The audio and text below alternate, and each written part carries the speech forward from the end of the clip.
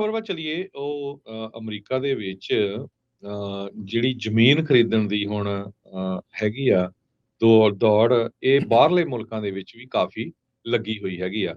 ਬਹੁਤ ਸਾਰੇ ਬਾਹਰਲੇ ਮੁਲਕਾਂ ਦੇ ਲੋਕ ਅਮਰੀਕਾ ਦੇ ਵਿੱਚ ਆ ਕੇ ਜੋ ਜ਼ਮੀਨ ਆ ਉਹ ਖਰੀਦ ਰਹੇ ਹੈਗੇ ਆ।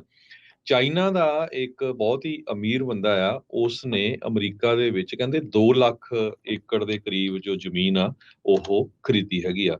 ਸੋ ਅਗਲੀ ਇਸੇ ਤਰ੍ਹਾਂ ਤੁਹਾਨੂੰ ਪਤਾ ਆ ਵੀ ਜੋ ਮਾਈਕਰੋਸਾਫਟ ਦਾ CEO ਬਿਲ ਗੇਟਸ ਆ, ਉਸ ਨੇ ਵੀ 2.5 ਲੱਖ ਤੋਂ ਵੱਧ ਏਕੜ ਜ਼ਮੀਨ USA ਦੇ ਵਿੱਚ ਖਰੀਦੀ ਆ, ਕਿਉਂਕਿ ਸਾਰਿਆਂ ਨੂੰ ਪਤਾ ਜਿਹੜੀ ਅਗਲੀ ਲੜਾਈ ਦੁਨੀਆ ਦੇ ਵਿੱਚ ਹੋਣੀ ਆ ਉਹ ਫੂਡ ਦੀ ਤੇ ਪਾਣੀ ਦੀ ਹੋਣੀ ਹੈਗੀ ਆ। ਇਸੇ ਤਰ੍ਹਾਂ ਜਿਹੜਾ ਮਾਰਕ ਜ਼ਕਰਬਰਗ ਆ, ਉਸ ਨੇ ਹੁਣ ਆਪਣਾ ਜਿਹੜਾ ਇੱਕ ਫਾਰਮ ਆ, ਉਹਦਾ ਫਾਰਮ ਹਾਊਸ ਹਵਾਈ ਦੇ ਵਿੱਚ, ਉੱਥੇ ਗਾਈਆਂ ਨੂੰ ਜਿਹੜਾ ਆ ਰੇਜ਼ ਕਰਨਾ ਸ਼ੁਰੂ ਕੀਤਾ ਹੈਗਾ ਆ।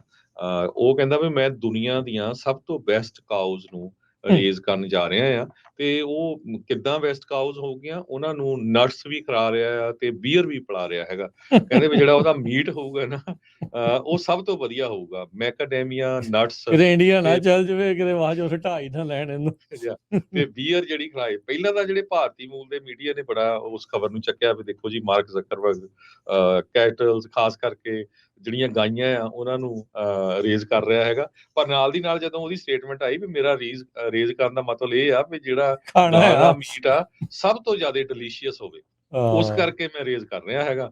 ਹੁਣ ਫਿਰ ਦੂਸਰੇ ਪਾਸੇ ਹੋ ਗਿਆ, ਕਹਿੰਦੇ ਵੀ ਇਹ ਜਿਹੜੀ ਹਰ ਇੱਕ ਗਾਂ ਆ ਉਹ 5,000 ਤੋਂ ਲੈ ਕੇ 10,000 ਪਾਉਂਡ ਤੱਕ ਫੂਡ ਖਾਂਦੀ ਆ, ਤੇ ਜੇ ਉਹ ਮੈਕਡਮੀਆ ਟਰੀਜ਼ ਕਿੰਨੇ ਚਾਹੀਦੇ ਹੋਊਗੇ ਉਹਨਾਂ ਨੂੰ ਖਿਲਾਉਣ ਦੇ ਲਈ, ਤੇ ਕਹਿੰਦੇ ਵੀ ਮਾਰਕ ਜ਼ਕਰਬਰਗ ਨੇ ਇਹ ਕਿਹਾ ਵੀ ਮੇਰੀ ਜਿਹੜੀ ਡਾਟਰ ਆ ਉਹ ਵੀ ਮੇਰੀ ਜਿਹੜੀ ਹੈਲਪ ਕਰ ਰਹੀ ਹੈਗੀ ਆ ਇਸ ਜੋ ਕੈਟਲਸ ਨੂੰ ਰੇਜ਼ ਕਰਨ ਦੇ ਲਈ। ਵਾਗੂ ਤੇ ਐਂਗਸ ਬੀਫ ਬਹੁਤ ਜ਼ਿਆਦਾ ਇੱਥੇ ਮਸ਼ਹੂਰ ਆ, ਤੇ ਦੇਖੋ ਬਦਾਮ ਵੀ ਖਵਾਉਂਦਾ, ਮੈਕਡੈਮੀਆ ਨਟਸ ਵੀ ਆ। ਇਹਨੇ ਕਹਿੰਦੇ ਕਈ ਏਕੜ ਮੈਕਡੈਮੀਆ ਟਰੀਜ਼ ਦੇ ਜਿਹੜੇ ਆ ਉੱਥੇ ਲਾਏ ਹੋਏ ਆ। ਦੁਨੀਆ ਨੂੰ ਆਪ ਸੋਸ਼ਲ ਮੀਡੀਆ ਤੇ ਬਿਜ਼ੀ ਕਰਕੇ ਤੇ ਆਪ ਕੁਦਰਤ ਦੇ ਵਿੱਚ ਇਹ ਬੰਦਾ ਜਿਹੜਾ ਉਹ ਜਾ ਰਿਹਾ, ਕਿਉਂਕਿ ਇਹ ਵੀ ਬੰਦੇ ਸਮਝਦੇ ਆ ਸੋਸ਼ਲ ਮੀਡੀਆ ਨੇ ਦੁਨੀਆ ਦਾ ਕੁਝ ਸਵਾਰਨਾ ਨਹੀਂ ਆ। ਉਹ ਉਹਨਾਂ ਨੇ ਮਨੀ ਬਣਾਉਣ ਦੇ ਲਈ, ਡਾਲਰ ਬਣਾਉਣ ਦੇ ਲਈ ਇਹ ਸਾਰੀਆਂ ਚੀਜ਼ਾਂ ਤਿਆਰ ਕੀਤੀਆਂ ਹੈਗੀਆਂ ਆ। ਸੋ ਆਪਾਂ ਨੂੰ ਵੀ ਭਾਈ ਇਹਨਾਂ ਤੋਂ ਹੀ ਸਿੱਖ ਲਓ। ਜੇ ਇਹਨਾਂ ਦੇ ਮਗਰ ਲਾ ਕੇ ਸੋਸ਼ਲ ਮੀਡੀਆ ਦੇ ਉੱਤੇ ਆਪਾਂ ਫਸੇ ਆ, ਥੋੜਾ ਇਹਨਾਂ ਤੋਂ ਆਪਾਂ ਦੂਰ ਹੋਣ ਦੀ ਕੋਸ਼ਿਸ਼ ਕਰੀਏ।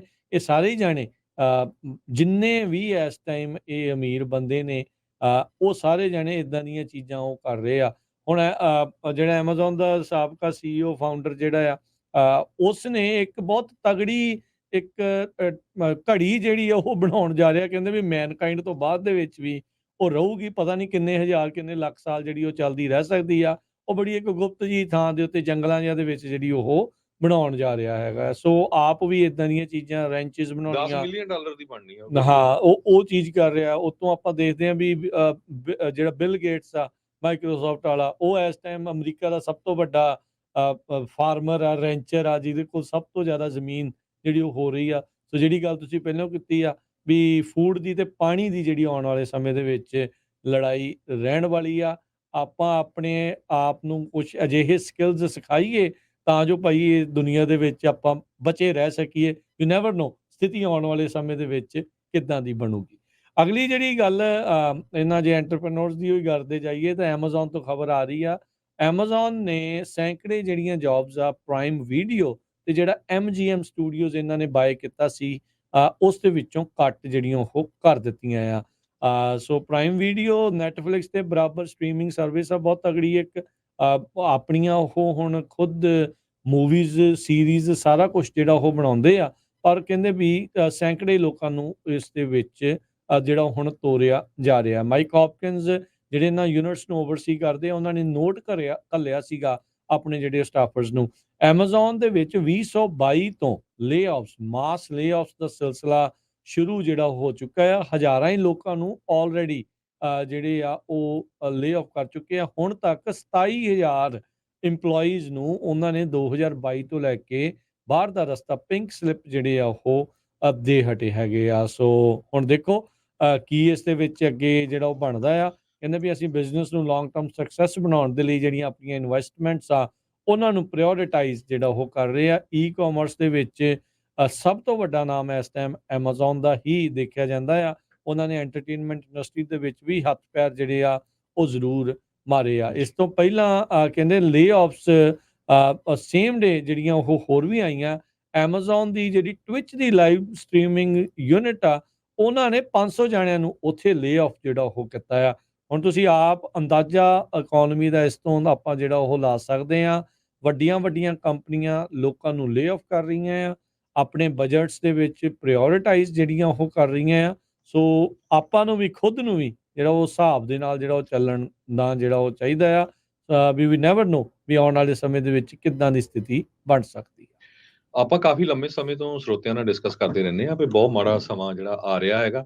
ਹੁਣ ਤੁਸੀਂ ਖੁਦ ਦੇਖ ਲਓ ਵੀ ਅੱਜ ਜਿਹੜੀ ਐਮਾਜ਼ੋਨ ਨੇ ਲੇ-ਆਫ ਕੀਤੀ, ਬਹੁਤ ਵੱਡੀ ਉਹਨੇ ਨੰਬਰ ਨਹੀਂ ਦੱਸੇ ਹੈਗੇ। ਰਿਟਰਸ ਹੰਡਰਡਸ ਦੀ ਇਹ ਆਫ ਖਬਰ ਆ ਦੱਸਦੇ ਆ, 500 ਤਾਂ ਇੱਕ ਟੀਮ ਚੋਂ ਕੱਢਿਆ ਆ। ਉਹ ਕੱਲ ਕੱਢੇ ਆ, ਜਿਹੜੀ ਟਵਿਚ ਕੰਪਨੀ ਆ, ਸੈਨ ਫਰਾਂਸਿਸਕੋ ਬੇ ਏਰੀਏ 'ਚ ਹੀ ਆ। ਯਾ ਤੇ ਉਹ ਵੀ ਐਮਾਜ਼ੋਨ ਦੇ ਅੰਡਰ ਹੀ ਆ। ਜਾਂ ਬਿਲਕੁਲ ਇਸੇ ਤਰ੍ਹਾਂ ਇੱਕ ਯੂਨਿਟੀ ਕੰਪਨੀ ਆ, ਉਹਨਾਂ ਨੇ ਪਰਸੋਂ ਜਿਹੜਾ ਆ 1800 ਬੰਦਾ ਜਿਹੜਾ ਲੇ-ਆਫ ਕੀਤਾ ਹੈਗਾ ਆ। ਸੋ ਕਾਫੀ ਜ਼ਿਆਦਾ ਜਿਹੜੀ ਲੇ-ਆਫ ਮਾਸ ਲੇ-ਆਫ ਸ਼ੁਰੂ ਹੋਈ ਹੈਗੀ ਆ, ਜੇ ਆਪਾਂ ਕਹਿ ਦਈਏ layoff.fyi ਦੇ ਵੈਬਸਾਈਟ ਦੇ ਮੁਤਾਬਕ। ਜੀ ਬਿਲਕੁਲ। ਜਾਂਦੇ ਸਾਡੇ ਜਾਂਦੇ ਸਮਾਂ ਖਤਮ ਹੋਣ ਵਾਲੀ ਆ ਰਾਜਕੰਦ ਜੀ। ਇੱਕ ਇੰਪੋਰਟੈਂਟ ਖਬਰ ਜ਼ਰੂਰ ਹੈ ਜ਼ਰੂਰ। ਜਾਂਦੇ ਜਾਂਦੇ ਵੈਦਰ ਦੇ ਨਾਲ ਸੰਬੰਧਿਤ। ਜੇ ਕੋਈ ਲੇਕ ਤਾਹੋ ਵੱਲ ਨੂੰ ਜਾਂ ਉਧਰ ਨੂੰ ਜਾਣ ਦੀ ਕੋਸ਼ਿਸ਼ ਕਰ ਰਿਹਾ ਨਾਰਦਰਨ ਕੈਲੀਫੋਰਨੀਆ ਦੇ ਵਿੱਚ, ਤੇ ਹਾਈਵੇ 80 ਉਹਦੀਆਂ ਜਿਹੜੀਆਂ ਕੰਡੀਸ਼ਨਸ ਆ, ਹੈਜ਼ਰਡਸ ਰੋਡ ਕੰਡੀਸ਼ਨਸ ਹੈਗੀਆਂ ਆ। ਇਹ CHP ਨੇ ਦੱਸਿਆ ਆ 3 ਇੰਚ ਤੱਕ ਸਨੋ ਪੈਣ ਜਾ ਰਹੀ ਆ 4000 ਫੁੱਟ ਦੀ ਉਚਾਈ ਦੀਆਂ ਪਹਾੜੀਆਂ ਦੇ ਉੱਤੋਂ। ਸੋ ਜੇ ਕਿਸੇ ਨੇ ਉਧਰ ਨੂੰ ਜਾਣਾ ਹੈਗਾ ਆ ਤੇ ਮੇਕ ਸ਼ੋਰ ਕਰੋ। ਟਰੱਕੀ ਵਾਲਾ ਏਰੀਆ ਵੀ ਬਹੁਤ ਬੈਡ ਆ, ਨਾਈਕ ਰੋਡ, ਡੋਨਰ ਪਾਸ ਦੇ ਉੱਤੇ ਵੀ। ਜੀ